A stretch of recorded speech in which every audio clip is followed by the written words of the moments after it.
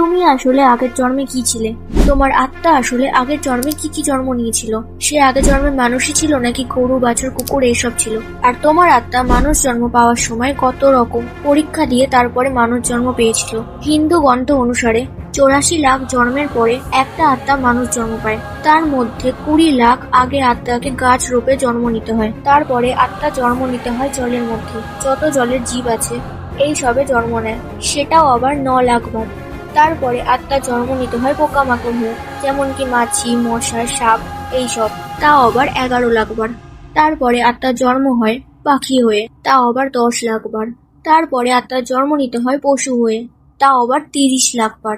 তারপর আত্মার জন্ম হয় গৌমাতা রূপে, আর গৌমাতা জন্ম হওয়া অনেক পুণ্যের একটা কাজ। তারপরে শেষে আসে মানুষ জীবন, যেটা নেওয়ার জন্য আত্মাদের এত অগ্নি পরীক্ষা দিতে হয়।